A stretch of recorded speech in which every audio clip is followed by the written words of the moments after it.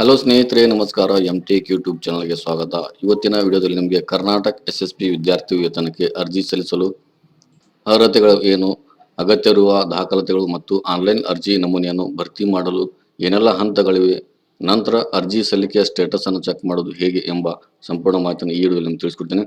ಇದೇ ರೀತಿಯ ಎಲ್ಲ ವಿಡಿಯೋಗಳನ್ನು ನೋಡಬೇಕಾದ್ರೆ ನಮ್ಮ ಚಾನಲ್ನ ಇನ್ನೂ ಯಾರು ಸಬ್ಸ್ಕ್ರೈಬ್ ಆಗಿಲ್ಲ, ಸಬ್ಸ್ಕ್ರೈಬ್ ಆಗಿ ಮತ್ತು ಬೆಲ್ ಐಕನ್ನ ಕ್ಲಿಕ್ ಮಾಡಿ ಇದೇ ರೀತಿಯ ಎಲ್ಲ ವಿಡಿಯೋಗಳನ್ನು ಎಲ್ಲರಿಗಿಂತ ಮುಂಚಿತವಾಗಿ ನೋಡಬಹುದು ಗೆಳೆಯರೆ.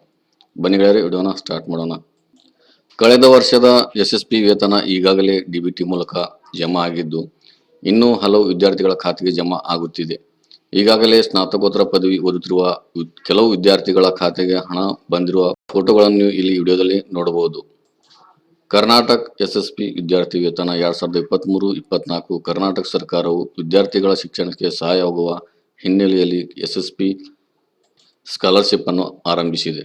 ಈ ಸ್ಕಾಲರ್ಶಿಪ್ ನಿಂದ ಹಲವಾರು ಮೆಟ್ರಿಕ್ ಪೂರ್ವ ಮತ್ತು ಮೆಟ್ರಿಕ್ ನಂತರದ ವಿದ್ಯಾರ್ಥಿಗಳು ವಿದ್ಯಾರ್ಥಿ ವೇತನ ಪಡೆಯಲು ಸಹಾಯವಾಗಲಿದೆ. ಅಧ್ಯಯನದಲ್ಲಿ ಸಾಕಷ್ಟು ಬುದ್ಧಿವಂತರಾಗಿರುವ ಆದರೆ ಆರ್ಥಿಕವಾಗಿ ಸಶಕ್ತರಲ್ಲದ ಕಾರಣದಿಂದ ಶಿಕ್ಷಣವನ್ನು ಪಡೆಯಲು ಸಾಧ್ಯವಾಗದ ವಿದ್ಯಾರ್ಥಿಗಳಿಗೆ ಆರ್ಥಿಕ ಸಹಾಯವನ್ನು ಒದಗಿಸಲಿದೆ. ಈ ವಿದ್ಯಾರ್ಥಿ ವೇತನವನ್ನು ಪಡೆಯಲು ಅಭ್ಯರ್ಥಿಗಳು SSP ವೆಬ್ಸೈಟ್ಗೆ ಭೇಟಿ ನೀಡಿ ಅರ್ಜಿಯನ್ನು ಸಲ್ಲಿಸಬಹುದು. SSP ವಿದ್ಯಾರ್ಥಿ ವೇತನ ಮಂಜೂರಾತಿ ಮಾಡುವ ಇಲಾಖೆಗಳು ಯಾವ್ಯಾವಪ್ಪ ಅಂದರೆ, ಒಂದನೇದು ಸಮಾಜ ಕಲ್ಯಾಣ ಇಲಾಖೆ, ಎರಡನೇದು ಬುಡಕಟ್ಟು ಇಲಾಖೆ, ಮೂರನೇದು ಅಲ್ಪಸಂಖ್ಯಾತರ ಕಲ್ಯಾಣ ಇಲಾಖೆ, ನಾಲ್ಕನೇದು ಕಾರ್ಮಿಕರ ಇಲಾಖೆ. ಈ ವಿದ್ಯಾರ್ಥಿ ವೇತನ ನಿರ್ದಿಷ್ಟವಾಗಿ ಪರಿಶಿಷ್ಟ ಜಾತಿ ಮತ್ತು ಪರಿಶಿಷ್ಟ ಪಂಗಡ, OBC ಮತ್ತು EB ಇಂತಹ ಅಭ್ಯರ್ಥಿಗಳಿಗೆ, ಹಿಂದುಳಿದ ವರ್ಗಗಳ ವಿದ್ಯಾರ್ಥಿಗಳಿಗೆ ಮೀಸಲಾಗಿದೆ. SSP ವಿದ್ಯಾರ್ಥಿ ವೇತನ ಅರ್ಹತೆಗಳು ಏನೇನಪ್ಪ ಅಂದರೆ, ಈ ವಿದ್ಯಾರ್ಥಿ ವೇತನ ಪಡೆಯಲು ಅಭ್ಯರ್ಥಿಗಳು ಆರ್ಥಿಕವಾಗಿ ಹಿಂದುಳಿದ ವರ್ಗದವರಾಗಿರಬೇಕು ಮತ್ತು SC, ST, OBC, ಅಲ್ಪಸಂಖ್ಯಾತರ ಆಗಿರಬೇಕು. ಮೆಟ್ರಿಕ್ ನಂತರದ ವಿದ್ಯಾರ್ಥಿ ವೇತನ ಪಡಿಬೇಕಂದ್ರೆ, ಮೆಟ್ರಿಕ್ ನಂತರದ ವಿದ್ಯಾರ್ಥಿ ವೇತನಕ್ಕೆ ಅರ್ಜಿ ಸಲ್ಲಿಸಲು ಅರ್ಜಿದಾರರು ಹಿಂದುಳಿದ ಸಮುದಾಯದವರಾಗಿರಬೇಕು ಮತ್ತು 11ನೇ ತರಗತಿ ಅಥವಾ ಇನ್ಯಾವುದೇ ಕೋರ್ಸ್ನಲ್ಲಿ ವ್ಯಾಸಂಗ ಮಾಡುತ್ತಿರಬೇಕು.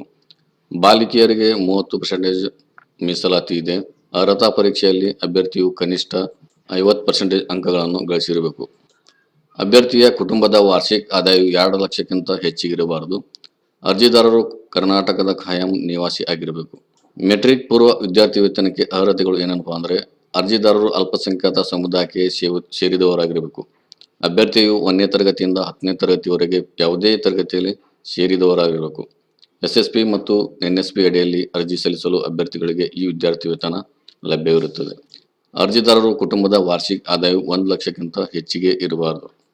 SSP ಫ್ರೀ ಮೆಟ್ರಿಕ್ ವಿದ್ಯಾರ್ಥಿ ವೇತನಕ್ಕೆ ಅಗತ್ಯವಿರುವ ದಾಖಲಾತಿಗಳು ಏನಪ್ಪಾ ಅಂದರೆ, 1ನೇ ತರಗತಿಯಿಂದ 10ನೇ ತರಗತಿವರೆಗೆ ಫಸ್ಟ್ನೇದು ಅಭ್ಯರ್ಥಿಯ STS ನಂಬರ್ ಐಡಿ ಸಂಖ್ಯೆಯನ್ನು ಇರಬೇಕು. ಎರಡನೇದು ವಿದ್ಯಾರ್ಥಿಯ ಮತ್ತು ಪೋಷಕರ ಆಧಾರ್ ಕಾರ್ಡ್ ಸಂಖ್ಯೆ ಇರಬೇಕು. ಮೂರನೇದು ಮೊಬೈಲ್ ನಂಬರ್ ಇರಬೇಕು. ನಾಲ್ಕನೇದು ಅಭ್ಯರ್ಥಿಯ ಜಾತಿ ಪ್ರಮಾಣ ಪತ್ರ. ಐದನೇದು ಕುಟುಂಬದ ಆದಾಯ ಪ್ರಮಾಣ ಪತ್ರ. ಆರನೇದು ಬ್ಯಾಂಕ್ ಖಾತೆ ವಿವರಗಳು ಇರಬೇಕು. ಏಳನೇದು ಬ್ಯಾಂಕ್ ಖಾತೆಯ ವಿವರ ಆಧಾರ್ ಶೇರಿಂಗ್ ಲಿಂಕ್ ಮಾಡಿರಬೇಕು. SSP ಪೋಸ್ಟ್ ಮೆಟ್ರಿಕ್ ವಿದ್ಯಾರ್ಥಿ ವೇತನಕ್ಕೆ ಅಗತ್ಯವಿರುವ ದಾಖಲಾತಿಗಳು ಏನಪ್ಪಾ ಅಂದರೆ, 11ನೇ ತರಗತಿಯಿಂದ ಮುಂದಿನ ವಿದ್ಯಾಭ್ಯಾಸಕ್ಕಾಗಿ ಒಂದನೇದು ವಿದ್ಯಾರ್ಥಿಯ ಮೊಬೈಲ್ ಸಂಖ್ಯೆ, ಎರಡನೇದು ವಿದ್ಯಾರ್ಥಿಗಳ STS ಸಂಖ್ಯೆ, ಕಾಲೇಜು ನೋಂದಣಿ ಸಂಖ್ಯೆ, ವಿದ್ಯಾರ್ಥಿ ಮತ್ತು ಪೋಷಕರ ಆಧಾರ್ ಸಂಖ್ಯೆ, ರಾಷ್ಟ್ರೀಯ ವಿದ್ಯಾರ್ಥಿ ವೇತನ ಪೋರ್ಟಲ್ನಲ್ಲಿ ದಾಖಲಾತಿ ಸಂಖ್ಯೆ. ಅಲ್ಪಸಂಖ್ಯಾತಿಯ ವಿದ್ಯಾರ್ಥಿ ವೇತನ ಮಾತ್ರ ಅನ್ವಯ. ಸೂಚನೆ: ಅಲ್ಪಸಂಖ್ಯಾತ ವಿದ್ಯಾರ್ಥಿಗಳು ರಾಜ್ಯ ವಿದ್ಯಾರ್ಥಿ ವೇತನ ತಂತ್ರಾಂಶದಲ್ಲಿ ಅರ್ಜಿ ಸಲ್ಲಿಸುವ ಮೊದಲು ರಾಷ್ಟ್ರೀಯ ವಿದ್ಯಾರ್ಥಿ ವೇತನ ತಂತ್ರಾಂಶದಲ್ಲಿ ಅರ್ಜಿ ಸಲ್ಲಿಸುವುದು ಕಡ್ಡಾಯವಾಗಿರುತ್ತದೆ. ವಿದ್ಯಾರ್ಥಿಯ ಹೆಸರಿನಲ್ಲಿರುವ RD ಇಂದ ಶುರುವಾಗುವ ಜಾತಿ ಮತ್ತು ಆದಾಯ ಪ್ರಮಾಣ ಪತ್ರ ಇರಬೇಕು. 1 ಅಂಕಪಟ್ಟಿ ಇರಬೇಕು. ರಸೀದಿ ಇರಬೇಕು. ಶುಲ್ಕ ರಸೀದಿ ಅಂಗವಿಕಲ ವಿದ್ಯಾರ್ಥಿಗಳಿಗೆ ಆಗಿದ್ದಲ್ಲಿ ಭಾರತ ಸರ್ಕಾರದಿಂದ ನೀಡಿರುವ ಅಂಗವೈಕಲ್ಯ ಕಾರ್ಡ್ ಸಂಖ್ಯೆ ಇರಬೇಕು. ಕರ್ನಾಟಕ ರಾಜ್ಯದಲ್ಲಿ ವ್ಯಾಸಂಗ ಮಾಡ್ತಿರುವ ವಿದ್ಯಾರ್ಥಿಗಳಿಗೆ ಶುಲ್ಕ ರಸೀದಿಯ ದೃಢೀಕರಣ ಮಾಡಿರುವ ಅಗತ್ಯವಿರುವುದಿಲ್ಲ. SSP ಅರ್ಜಿಯನ್ನು ಸಲ್ಲಿಸಿದವರಿಗೆ ಸ್ಟೇಟಸ್ ಅನ್ನು ಹೇಗೆ ಚೆಕ್ ಮಾಡೋದಪ್ಪ ಅಂದ್ರೆ, SSP ಸ್ಕಾಲರ್ಶಿಪ್ಗೆ ಅರ್ಜಿ ಸಲ್ಲಿಸಿದವರು ಈ ರೀತಿಯಾಗಿ ನೀವು ಸ್ಟೇಟಸ್ ಅನ್ನು ಚೆಕ್ ಮಾಡ್ಕೋಬಹುದು. ನೀವು SSP ಸ್ಕಾಲರ್ಶಿಪ್ಗೆ ಅರ್ಜಿ ಸಲ್ಲಿಸಿದ ಸ್ಟೇಟಸ್ ಅನ್ನು ಹೇಗೆ ಚೆಕ್ ಮಾಡೋದಪ್ಪ ಅಂದ್ರೆ, ಮೊದಲಿಗೆ ಏನೈತಿ, ನಾವು SSP ಸ್ಕಾಲರ್ಶಿಪ್ ಅಂತ ಇಲ್ಲಿ ಟೈಪ್ ಮಾಡ್ಕೋಬೇಕಾಗುತ್ತೆ. SSP ಅಂತ ನೀವು ಟೈಪ್ ಮಾಡಿಂದ ಇಲ್ಲಿಗೆ ಫಸ್ಟಿಗೆ ಒಂದು ಹೋಮ್ ಪೇಜ್ ಅನ್ನು ಓಪನ್ ಆಗುತ್ತೆ. ಇಲ್ಲಿ ಸ್ವಲ್ಪ ಸ್ಕ್ರಾಲ್ ಅಪ್ ಮಾಡಿ ಇಲ್ಲಿ ಮೆಟ್ರಿಕ್ ಪೂರ್ವ ವಿದ್ಯಾರ್ಥಿ ವೇತನ ಅಂತ ಏನಿಲ್ಲ ಇದ್ರ ಮೇಲೆ ಕ್ಲಿಕ್ ಮಾಡ್ಕೊಳ್ಳಿ. ಇದ್ರ ಮೇಲೆ ಕ್ಲಿಕ್ ಮಾಡಿಂದ ನಂತರ ಇಲ್ಲಿ ಕೆಳಗಡೆ ಇದೆ ನೋಡಿ, ಮೆಟ್ರಿಕ್ ಪೂರ್ವ ವಿದ್ಯಾರ್ಥಿ ವೇತನ ಅರ್ಜಿಯ ಸ್ಥಿತಿ ತಿಳಿಯಲು ಇಲ್ಲಿ ಕ್ಲಿಕ್ ಮಾಡಿ ಅಂತ ಇದ್ರ ಮೇಲೆ ಕ್ಲಿಕ್ ಮಾಡಿ. ರಿಮ್ಯಾಗ್ ಕ್ಲಿಕ್ ಮಾಡಿದ ಇಲ್ಲಿ ಸ್ಟೇಟಸನ್ನು ನೀವು ಚೆಕ್ ಮಾಡ್ಕೋಬೋದು. SATS ನಂಬರ್ನ ಹಾಕಿ ಇಲ್ಲಿ ಇಯರ್ನ ಸೆಲೆಕ್ಟ್ ಮಾಡ್ಕೋಬೇಕು. ನೀವು ಯಾವ ವರ್ಷ ಹಾಕಿರ್ತಲ್ಲ ಆ ವರ್ಷದ ಇಯರ್ ಸೆಲೆಕ್ಟ್ ಮಾಡಿಕೊಂಡು ಆಮೇಲೆ ಏನೈತಿ ನೀವು ಹುಡುಕುವಂಥ ಇದ್ರ ಮೇಲೆ ಕ್ಲಿಕ್ ಮಾಡಿದ ನಿಮಗೆ ಈ ರೀತಿಯಾಗಿ ಓಪನ್ ಆಗುತ್ತೆ ಗೆಳೆಯರೆ. ಈ ರೀತಿಯಾಗಿ ನೀವು ಸ್ಟೇಟಸನ್ನು ಇಲ್ಲಿ ನೋಡ್ಕೋಬೋದು. ಅಮೌಂಟ್ ಜಮಾ ಆಗಿತ್ತಂದರೆ ಇಲ್ಲಿ ಅಮೌಂಟನ್ನು ತೋರಿಸುತ್ತೆ ನಿಮಗೆ ಎಷ್ಟು ಜಮಾ ಆಗಿದೆ ಅನ್ನೋದನ್ನು. ಮತ್ತು ನಿಮ್ಮ ಇನ್ನೊಂದು ಮೆಸೇಜ್ ನಿಮ್ಮ ಅಕೌಂಟ್ಗೆ ಮೊಬೈಲ್ ನಂಬರ್ ಲಿಂಕ್ ಇತ್ತಂದರೆ ಅಲ್ಲಿನೂ ನಿಮಗೆ ಈ ರೀತಿಯಾಗಿ ಅಲ್ಲಿ ತೋರಿಸುತ್ತೆ. ನಿಮ್ಮ ಮೊಬೈಲಲ್ಲಿ ಈ ಥರನೇ ಬಂದಿರುತ್ತೆ.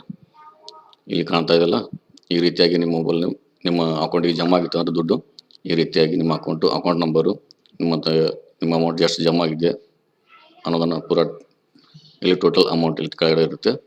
ಈ ರೀತಿಯಾಗಿ ನೀವು ಸ್ಟೇಟಸನ್ನು ಚೆಕ್ ಮಾಡ್ಕೋಬೋದು.